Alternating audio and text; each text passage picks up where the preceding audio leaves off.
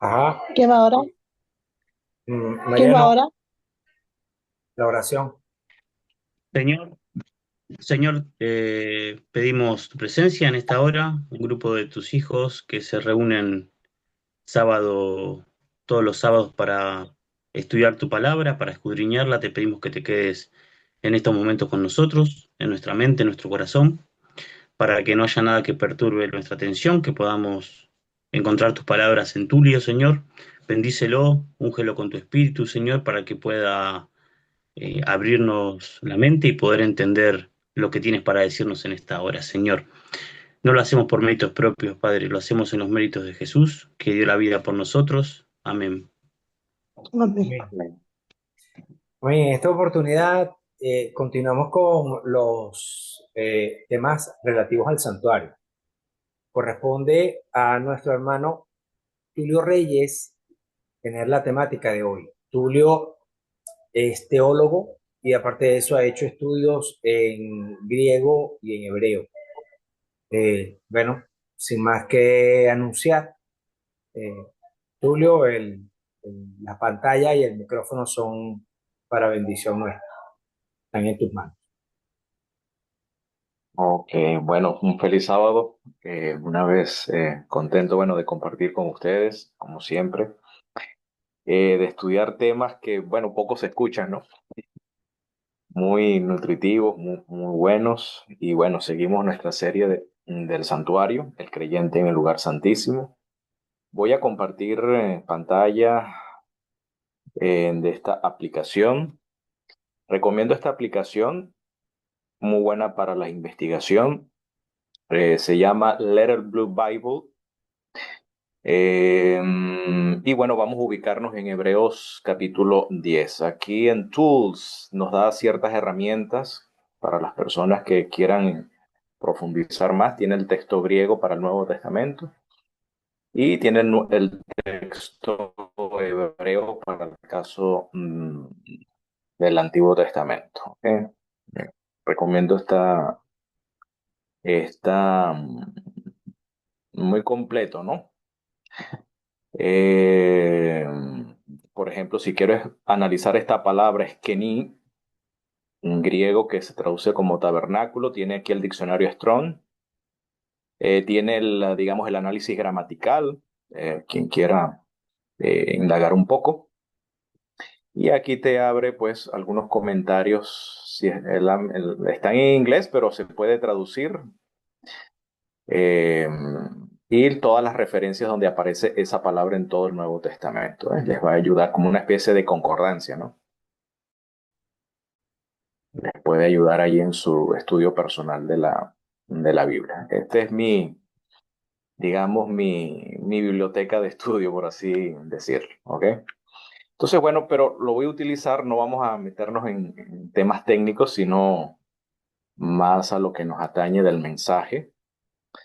Eh, y vamos a continuar en Hebreos capítulo 10. Vamos a ubicarnos en el verso 19 sobre el creyente a ver si puedo estirar esto un poquito más para acá. Ok. El creyente en el lugar santísimo. Dice el autor de Hebreos en el capítulo 10, verso 19, dice, así que hermanos, teniendo libertad para entrar en el santuario por la sangre de Jesucristo. ¿Por qué dice allí el apóstol que tenemos libertad para entrar en el santuario? ¿Será que el acceso al santuario estaba restringido? Bueno, ciertamente en parte sí, porque de acuerdo al el mismo capítulo 10 en el contexto, en el verso 1, ya que el capítulo 9 y 10 de Hebreos, el contexto, digamos por así decirlo, del ritual es el día de la expiación. Ok, capítulo 9 y 10 de Hebreos, el contexto es el día de la expiación. Es interesante. Dice allí, porque la ley teniendo la sombra de los bienes venideros, no la imagen misma de las cosas, nunca puede por los sacrificios que ofrecen continuamente cada año hacer perfectos a los que se allegan. Es decir, que todo el pueblo estaba invitado a llegarse al santuario a través de los sacrificios. Sin embargo, para acceder al Santísimo, no todos accedían libremente, salvo el sumo sacerdote, no sin sangre y no sin el sahumerio del incienso. Por tanto, ese sería el contexto, ¿no? Es decir, el acceso al Santísimo está restringido, pero ahora no, ya no está restringido. Ahora tenemos libertad, ¿ok? Para entrar en el santuario, para acceder al Santísimo, gracias a la sangre de Jesucristo. Es decir, que la muerte de Jesús nos abrió el velo para así nosotros acceder. Así que el velo del Santísimo no está cerrado, está abierto. Hay una puerta abierta a la cual podemos con plena libertad acceder en virtud de la sangre de Cristo, en virtud de su muerte. Por eso dice el verso 20, por el camino que Él nos consagró nuevo y vivo, por el velo, esto es, por su carne, su cuerpo, es decir, su cuerpo que fue ofrecido en sacrificio, ese cuerpo nos da el acceso libre a entrar al santuario. Por tanto, dice, y teniendo un gran sacerdote sobre la casa de Dios. Ahora, ya que tenemos libertad, digamos, para acceder al santuario en virtud de la sangre de Jesucristo por el velo de su carne, podemos acceder al santuario. Ahora, ¿cuál debe ser la actitud con la cual debemos allegarnos, acercarnos, entrar al santuario? Esto es lo que corresponde nuestra parte. Dice allí, hay varias cosas allí y en esto nos vamos a centrar. Dice en primer lugar, lleguémonos. O sea, tenemos la libertad, el acceso no está restringido. Tenemos un sacerdote, un gran sacerdote sobre la casa de Dios. Él nos abrió el camino, nos abrió el velo por su carne, por su cuerpo que Él ofreció en el madero por nosotros.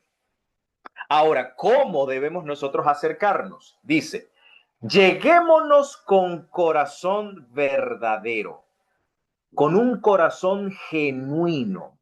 Un corazón sincero, diría otras versiones. Un corazón sincero, un corazón verdadero, un corazón genuino. Es decir, para entrar al santuario, esta es la condición. Para llegarnos al santuario, aunque tenemos libertad, si queremos recibir los beneficios de la expiación, este es el requerimiento condicional. Un corazón verdadero, un corazón genuino. La pregunta es, ¿quién lo tiene y cómo se logra eso? Bueno, el mismo autor nos explica. El corazón verdadero, el cardías alecinos, un corazón genuino, quiere decir en plena certidumbre de fe. Este es el requerimiento principal, porque sin fe es imposible, como el propio autor de Hebreo en el contexto de este discurso, sin fe es imposible agradar a Dios, porque es necesario que todo aquel que se allega a Dios, se acerca a Dios, crea que le hay y que es galardonador de los que le buscan. Quiere decir que hay un galardón para aquel que se acerca en plena certidumbre, en plena firmeza, en plena seguridad de fe. ¿Y qué es la fe en este contexto? El verso 11, capítulo 11, verso 1, el mismo contexto nos explica que es pues la fe la certeza, la seguridad, la firmeza, el asidero firme de aquello que se espera. ¿Ok? De aquello que se espera. No es esta fe, digamos, secular de positivismo, de mente positiva, de que todo va a ser... No, no, no. No es ese tipo de fe, sino que la palabra de Dios es el fundamento que nos ha garantizado ciertas promesas, ¿ok? Como la que estamos ahora leyendo, que podemos acercarnos con libertad al santuario, el acceso no está restringido. Entonces, la palabra misma nos informa que podemos acceder con confianza al santuario, gracias a la sangre de Jesucristo. Eso es plena certidumbre de fe. Es decir, la firmeza, el asidero firme de lo que esperamos, pero lo que esperamos es de aquello que Dios nos ha prometido otorgarnos. Y da prueba de lo que no se ve. ¿Ok? Esa es en este caso la fe. Certeza, plena seguridad, plena confianza. Ese es el corazón genuino. El corazón genuino, el corazón verdadero, es aquel que se allega al santuario, se allega a Dios al santuario mediante la mediación de Jesucristo, por su sangre, con esa plena certidumbre de fe. Además de eso, habla lo siguiente: purificado los corazones de mala conciencia. Y este es el tema principal del santuario, o mejor dicho, del día de la expiación. Ya habíamos tocado el tema anteriormente, que la obra principal del día de la expiación es la purificación de los pecados del pueblo. Y aquí lo tenemos. Dice acá: purificado los corazones de mala conciencia. Ahora, ¿cómo se hace eso? ¿Cómo nosotros nos purificamos los corazones, ya que tenemos una conciencia mala, una conciencia negativa, una conciencia pecaminosa, por así decirlo, una conciencia culpable, con una mala percepción de Dios, del prójimo y incluso de nuestra realidad misma? ¿Cómo se logra eso? Bueno, el capítulo 9 nos habla algo al respecto. Hebreos, permítanme aquí ir a Hebreos capítulo 9. Hebreos capítulo 9 nos dice en el verso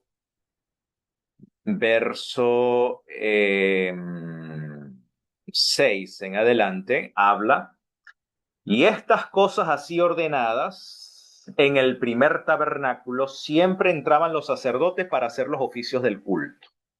Mas en el segundo, hablando del segundo velo, el segundo departamento, que es el Santísimo, solo el pontífice, el sumo sacerdote en este caso, una vez en el año, no sin sangre, la cual ofrece por sí mismo y por los pecados de ignorancia del pueblo, dice, dando en esto a entender el Espíritu Santo. Noten que el Espíritu Santo nos hace entender a través de las Escrituras. El Espíritu Santo no nos hace entender de forma mágica.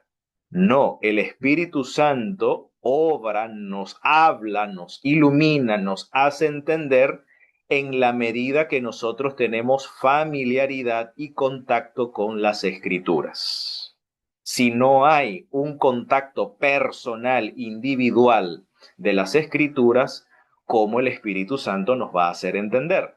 Entonces, dando en esto a entender el Espíritu Santo, que aún no estaba descubierto el camino para el santuario, entre tanto que el primer tabernáculo estuviese en pie, lo cual era figura de aquel tiempo presente, en el cual se ofrecían presentes y sacrificios que no podían hacer perfecto en cuanto a la conciencia al que servía con ello. Es decir, que el primer tabernáculo no otorgaba perfección, no limpiaba la conciencia a los que participaban de ese culto, ya que este culto consistía solo en viandas, comidas, en bebidas, donde la Escritura habla de la libación del vino, por ejemplo, en diversos lavamientos, ordenanzas acerca de la carne, impuesta hasta el tiempo de la corrección, o de la reforma, o de la restauración.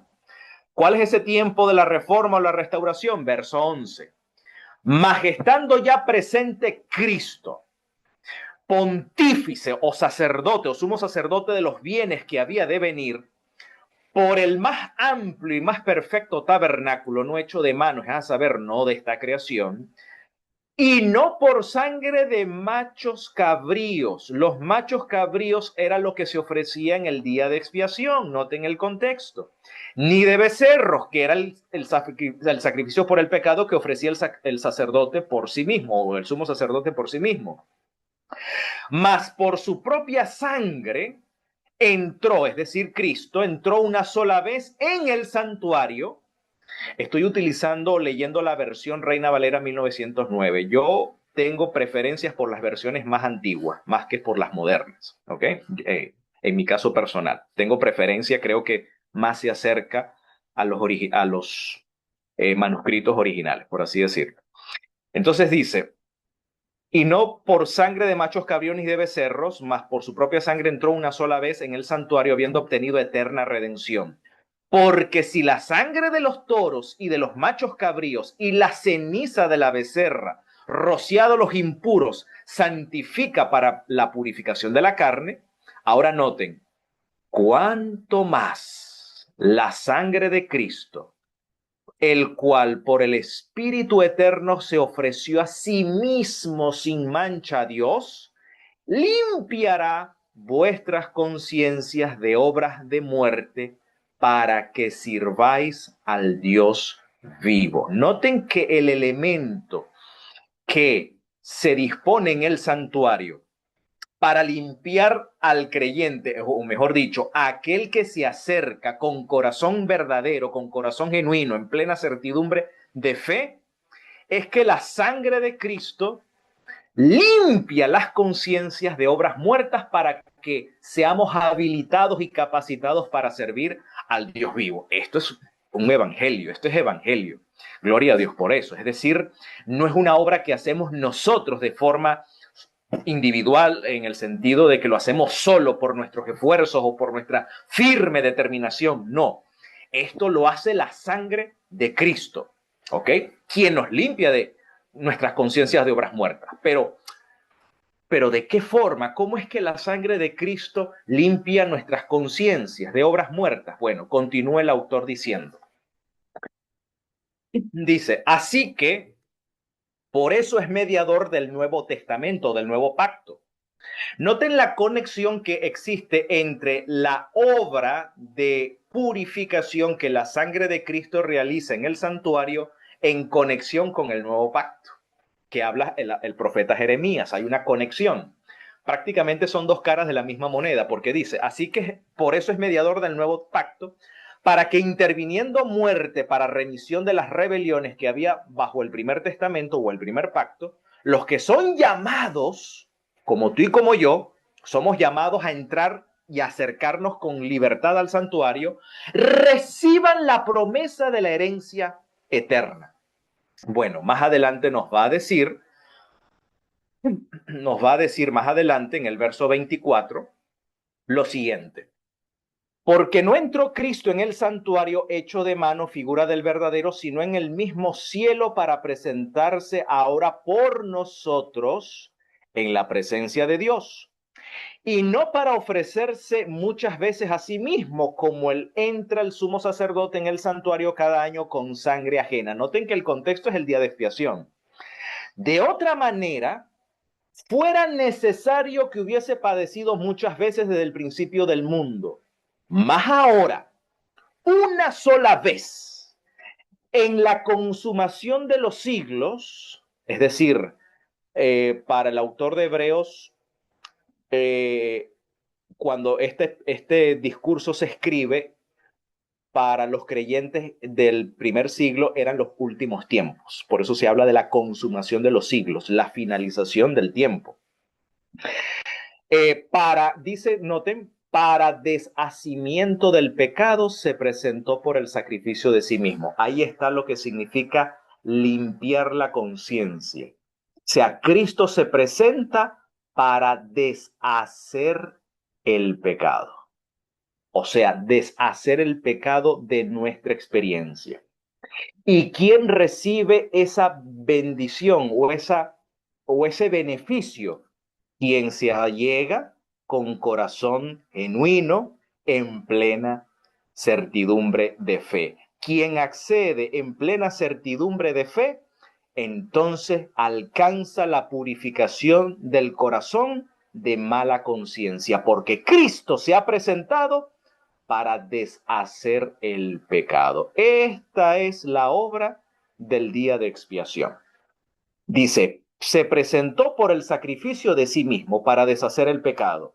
Y de la manera que está establecido a los hombres que mueran una vez y después el juicio, así también Cristo fue ofrecido una vez para agotar los pecados de muchos, y la segunda vez, sin pecado, será visto de los que le esperan para salvación. Así que ahí lo tenemos. Pero ¿qué otro elemento es necesario para acceder al santuario? Vamos a Hebreos nuevamente, capítulo 10.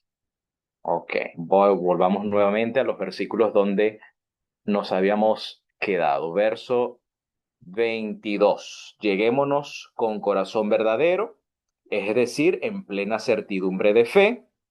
¿Ok? ¿Y qué recompensa, qué galardón recibimos cuando entramos al santuario en plena certidumbre de fe?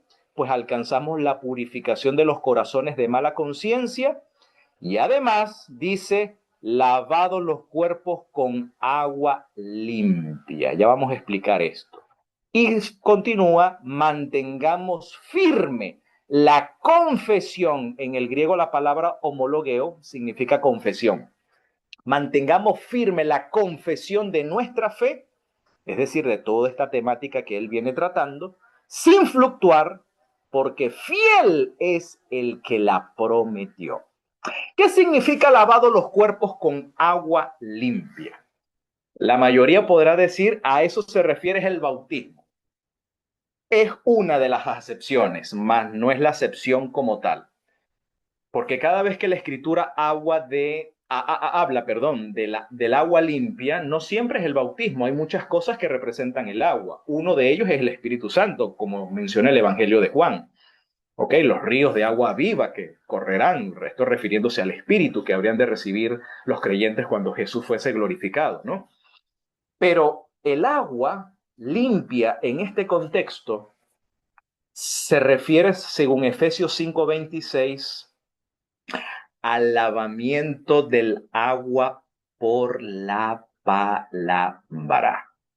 No es el bautismo. ¿Ok?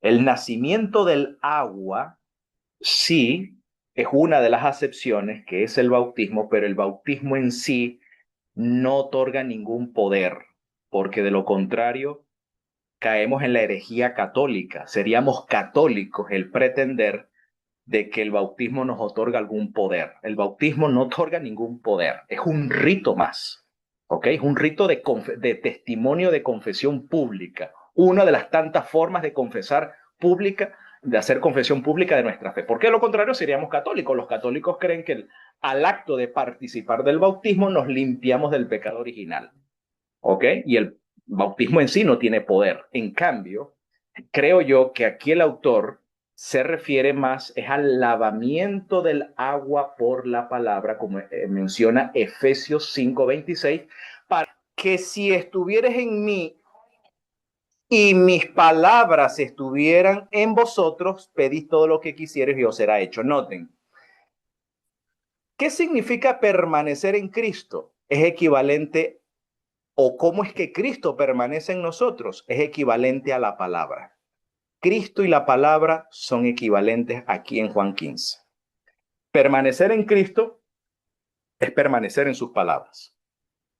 Y que Cristo permanezca en nosotros es que su palabra, como dice acá, permanece en nosotros. Ahora, esto está perfectamente en contexto en Hebreos capítulo 4. Noten. ¿Ok? Esto es la purificación del cuerpo con agua limpia. Esto tiene que ver nuestro contacto, nuestra relación con la palabra. Noten, Hebreos 4:12. Está en el mismo contexto de Hebreos. Porque la palabra de Dios es viva y es eficaz. La palabra de Dios no es letra muerta, no es algo que se puede utilizar allí, ponerlo en la casa de la cultura como reliquia, como contribución cultural del pueblo judío. No, no. La palabra de Dios es viva y de paso es eficaz y más penetrante que toda espada de dos filos. Pues esta palabra alcanza hasta partir el alma y aún el espíritu y las coyunturas y los tuétanos. Pues esta palabra discierne los pensamientos y las intenciones del corazón. De esa manera, cuando la palabra penetra, esta palabra lleva en sí misma la potencia divina. Esta palabra lleva en sí misma la vida divina. esta palabra lleva tal potencia, porque es la misma palabra la que trajo existencia a los mundos, esta palabra revela, es decir, discierne los pensamientos y las intenciones del corazón. Cuando la palabra hace eso, la palabra está limpiando, está removiendo, quitando de nosotros aquello que no es conforme a la voluntad de Dios. Por eso dice en el verso 13, y no hay cosa creada que no sea manifiesta en su presencia. ¿Cuál es el sujeto de la presencia aquí en Hebreos 4:13? Viene hablando desde la palabra, pero note que la palabra en el verso 13 es personificada, porque dice que no hay cosa creada que no sea manifiesta en su presencia. Entonces, ¿de quién está hablando? El sujeto aquí es la palabra, pero la palabra es equivalente al mismo sumo sacerdote de nuestra profesión. Por eso dice a continuación, antes todas las cosas están desnudas y abiertas a los ojos de aquel a quien tenemos que dar cuenta. Por tanto, teniendo un gran pontífice que penetró a los cielos, a Jesús, el Hijo de Dios, retengamos nuestra confesión, porque no tenemos un sacerdote que no pueda compadecerse de nuestras flaquezas, mas tentado en todo según nuestra semejanza, pero sin pecado. Y luego dice en el 16, lleguémonos, que es la misma invitación al inicio, en Hebreos capítulo 10, verso 19, acerquémonos, lleguémonos, pues confiadamente, es decir, con plena certidumbre de fe, al trono de la gracia donde Cristo se ha sentado a la diestra de la majestad de los cielos, dice, para alcanzar misericordia y hallar gracia para el oportuno socorro.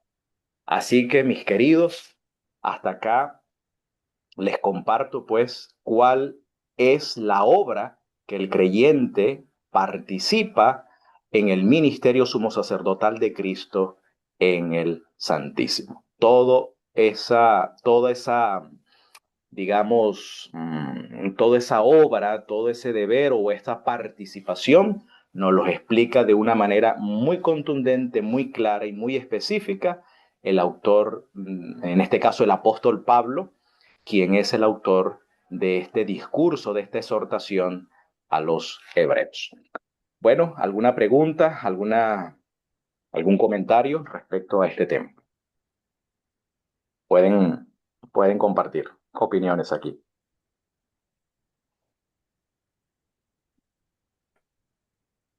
Yo tengo una Yo te pregunta, quería hacer una pero consulta. sí, eso iba a decir que primero, que yo estoy de segundo o de tercero. Cuenta, Mariano.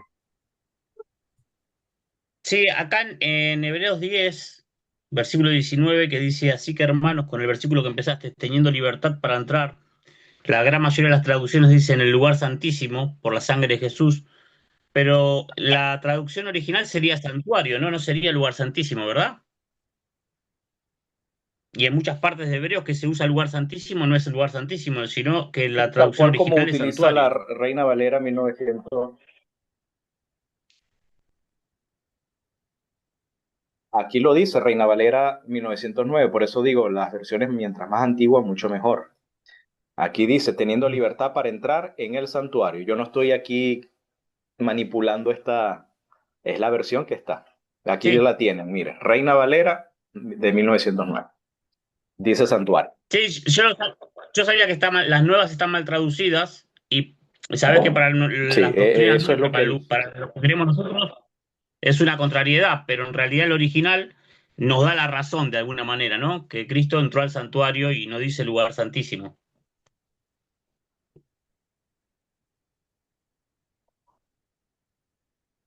sí.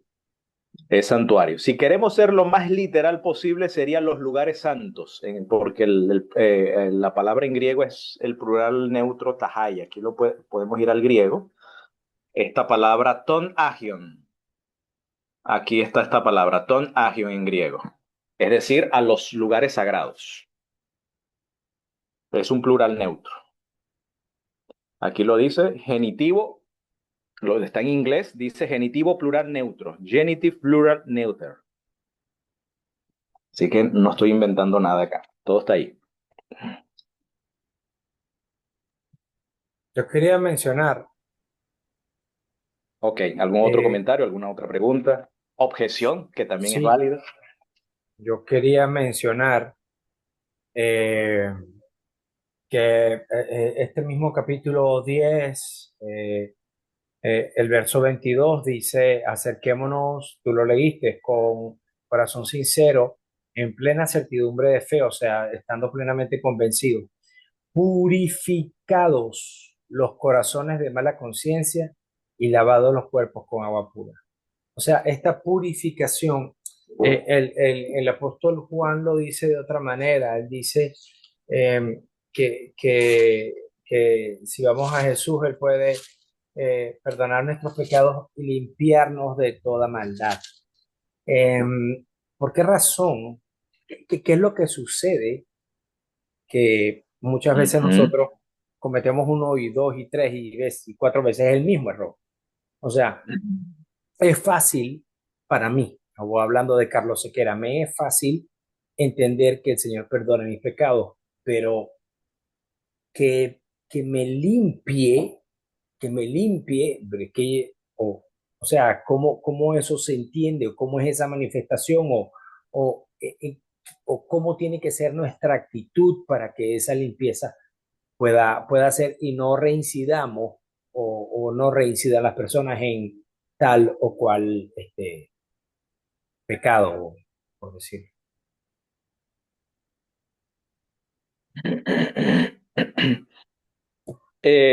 No, esa obra no nos corresponde a nosotros efectuarla por nuestra determinación, vuelvo y reitero.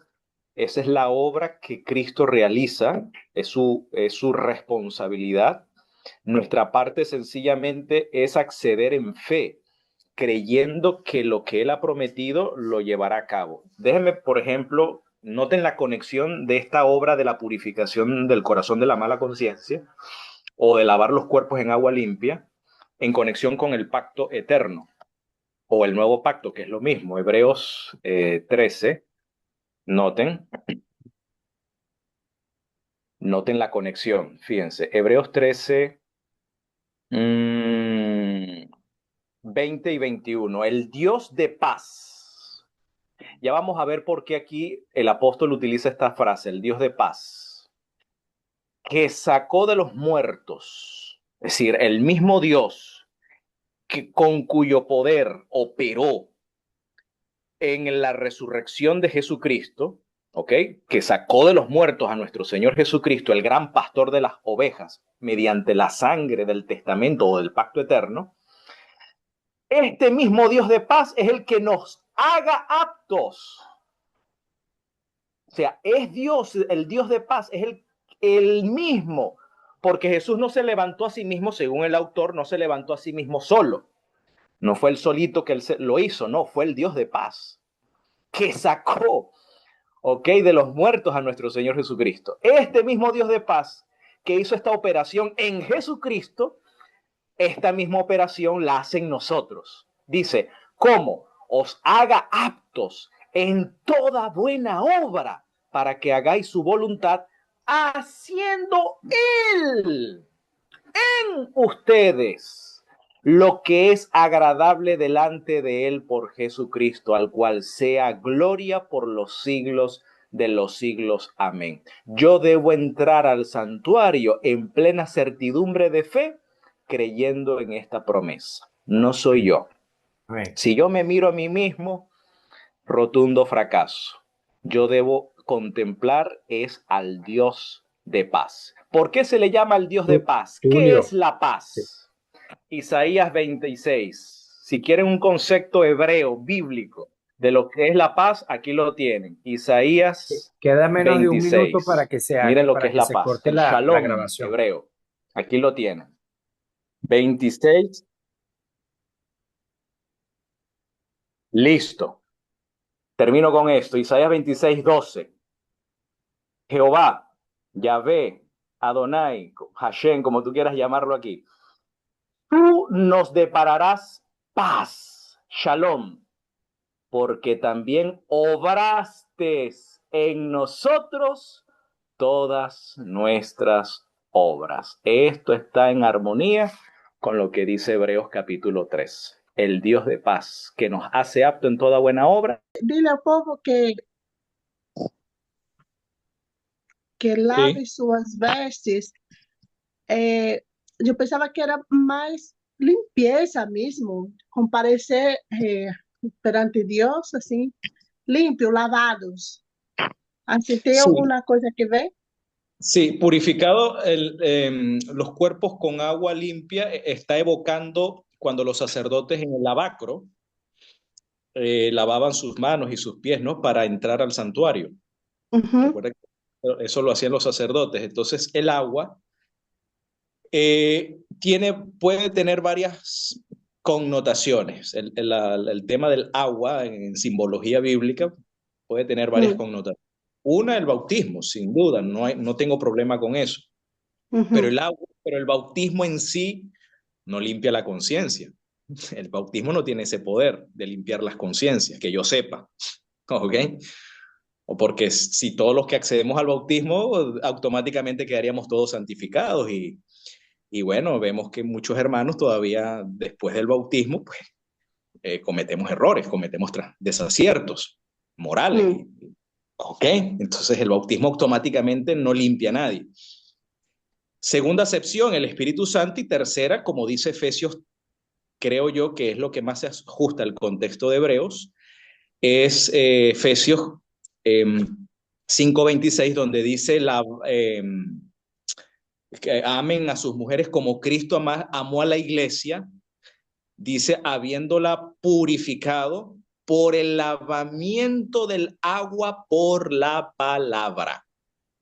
Entonces allí vemos que la palabra ejerce la función del agua que purifica, al agua que limpia, a fin de presentarnos como una iglesia sin mancha y sin arruga delante de su presencia. ¿Ve? Y Mm, Elena White cita este texto en el contexto del Día de la Expiación en el libro Conflicto de los Siglos, la obra de Cristo en el santuario. Ella cita este texto para hablar de la obra de Cristo en el santuario, es decir, en el Santísimo, para ser más exacto. Así que la palabra es el instrumento que viene a purificar nuestras vidas.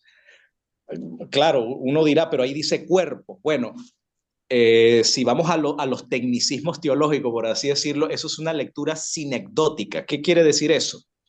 Una lectura sinecdótica significa que una parte del ser, como en este caso es el cuerpo, es una representación del todo. Por ejemplo, si usted lee Isaías 66:22, dice, y de mes en mes y de sábado en sábado vendrá toda carne a presentarse delante de mí, dice Jehová. Dice ujú. vendrá toda carne, pero estas carnes que no tienen alma, no tienen espíritu, son zombies. No, está hablando del ser, de seres humanos. ¿Ok? Sí. Eso es una lectura sinecdótica, eso es lo que el tecnicismo teológico se refiere. O cuando el apóstol Pablo dice, presenten sus cuerpos en sacrificio vivo. Pablo lo que está queriendo decir en lenguaje sinecdótico, preséntense ustedes mismos, o sea, todo su ser. ¿Ok? Mm, Cuando se habla del cuerpo, es una representación del todo el ser. O como en los salmos cuando dice, mi alma tiene el sed del Dios vivo. Bueno, pero ¿cómo el alma tiene sed? ¿Acaso no es el cuerpo el que padece la deshidratación? ¿Me entiendes? mm, ujú. Entonces, eso es típico en el pensamiento hebreo. Entonces, cuando aquí se habla de purificar los cuerpos con agua limpia, no está hablando específicamente del cuerpo, está hablando del ser humano entero. Es el ser entero. Y en este caso, el agua es una representación de la palabra. Entonces, en la medida que nosotros entramos en contacto con la palabra, estamos siendo purificados. Muy bien. Eh, Gracias. pero una pregunta, a ver si la puedo hacer bien, si puedo decir lo que estoy pensando. La Ujú. purificación del santuario, nosotros sabemos que es el borramiento de los pecados, ¿no? Correcto. El borrar esos pecados que están registrados en el velo, ¿no? Que son los libros que contienen los pecados nuestros, es ese borrado. Ahora la Correcto. purificación, mientras Cristo oficia y lleva a cabo este ministerio de la gente que ya murió, al pueblo se le está pidiendo una labor diferente, quizás a la que tenía el pueblo antes de que entre Cristo a ministrar, que es una purificación de sus vidas. Pero si lo pensamos un poco así, es un poco, digamos, como un Dios diferente después de que Cristo está en el día de expiación. No sé si me explico. Podemos decir, entonces, los anteriores al día de expiación simbólico no tenían este tipo de purificación y de lucha extrema contra el pecado. No sé si la hice bien la pregunta. ¿Tú crees que, cómo sería eso? Sí O había una sea, obra de purificación, solo que esta obra de purificación estaba representada en símbolos, pero la purificación estaba disponible. Prueba de ello, el mismo autor de Hebreos.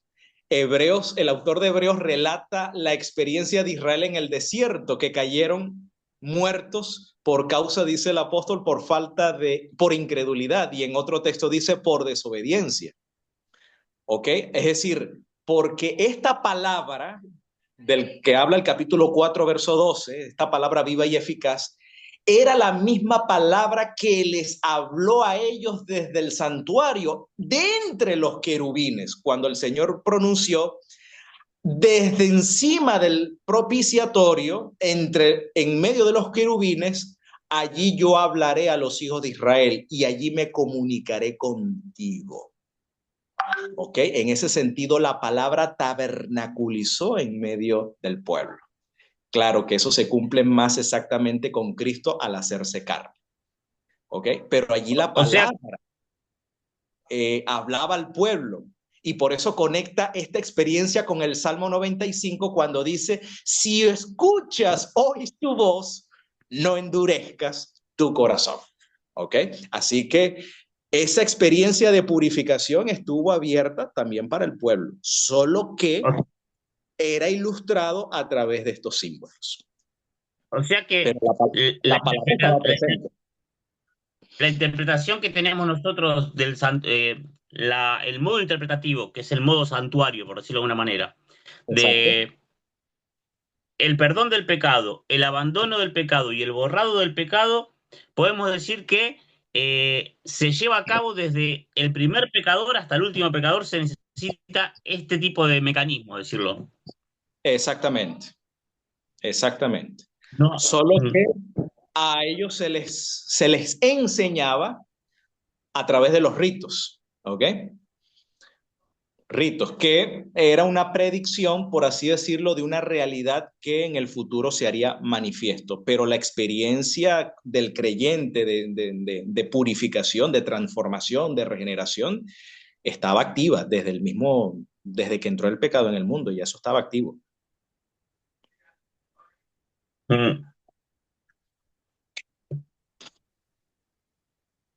Amén. Bueno, yo creo que ya eh, se han hecho los tiempos y hemos tenido un buen tema con un buen número y de contenido y de preguntas y creo que ya nos quedaría que Tulio cerrara con una oración. Perfecto. Muy bien. Muy bien, oramos entonces.